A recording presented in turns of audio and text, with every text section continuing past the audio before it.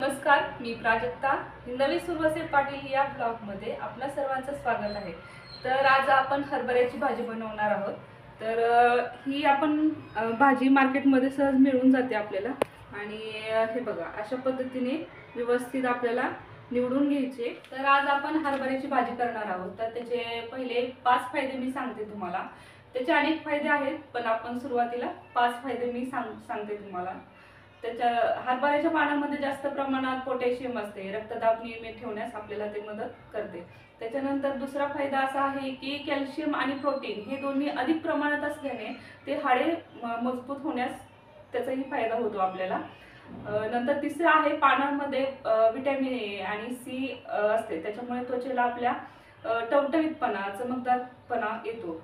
त्याच्यानंतर चौथा फायदा असा आहे की त्या पानांमध्ये कॅलरीज आणि भरपूर प्रमाणात फायबर असल्याने ते वजन कमी करण्यास आपल्याला मदत करते।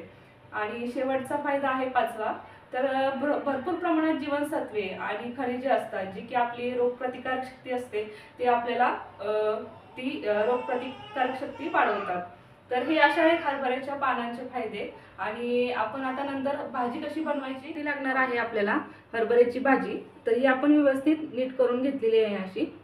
तर त्याच्यानंतर त्याच्यामध्ये टाकायला मोहरी, थोडंसं जिरं, मीठ, कांदा कट करून घेतलेला आहे, हळद, हिरवी मिरचीचा ठेचा, ठेचा म्हणजे हिरवी मिरचीचा, लसूण, कोथिंबीर आणि मिरची वाटून घेतलेली आहे मिक्सरला, आणि शेवट आहे दाणे। आपण भाजीला सुरुवात करूया। त्याच्यासाठी आपण कढई घेतलेली आहे आणि गॅस चालू केला आहे।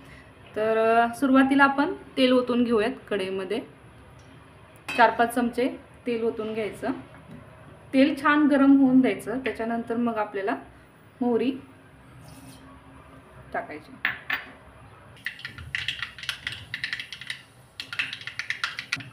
त्याच्यानंतर आपण टाकणार आहोत थोडंसं जिरं। जिरं पण छान आपल्याला तडतडून द्यायचं आहे। त्याच्यानंतर हा कांदा टाकणार आहोत। एक कांदा कट करून घेतलेला आहे, मिक्स करून घ्यायचं आहे आपल्याला।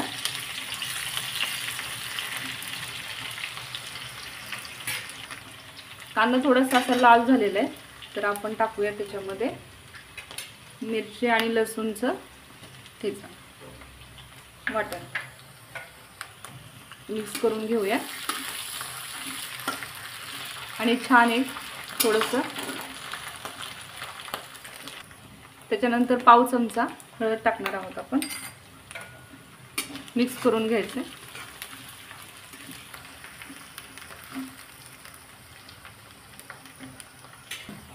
तर हे असं तळल्यानंतर आपण आता भाजी टाकून घेऊया। तर हरभऱ्याची पानांची भाजी आपण टाकून घेऊया, त्याच्यामध्ये मिक्स करून घेऊया।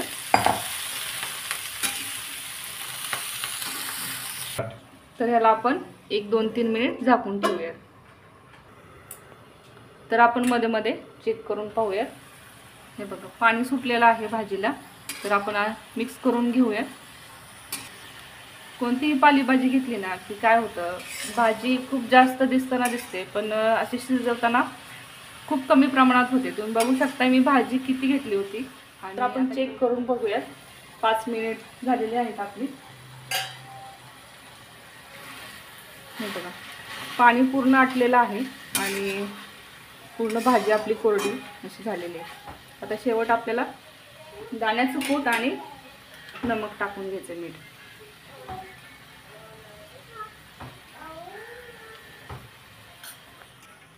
चवीप्रमाणे नमक टाकून घ्या, मिक्स करून घ्यायचं आपल्याला। मिनिट ह्याला झाकून ठेवूया आणि नंतर 1 मिनिटानंतर बघूया, चेक करूया।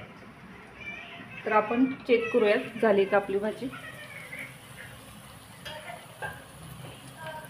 तर झालेली आहे आपली भाजी, तुम्ही बघू शकताय रेडी झालेली आहे।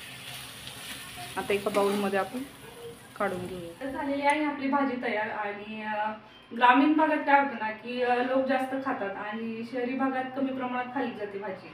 तर याच्यामध्ये मी व्हिडिओमध्ये सुरुवातीलाच तुम्हाला याचे फायदे सांगितलेले आहेत।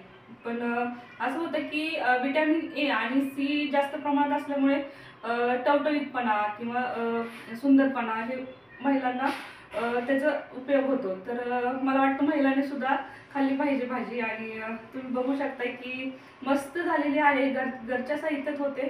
तर तुम्ही नक्की ट्राय करा, व्हिडिओला सबस्क्राईब करा, लाईक करा आणि व्हिडिओ बघितल्याबद्दल धन्यवाद.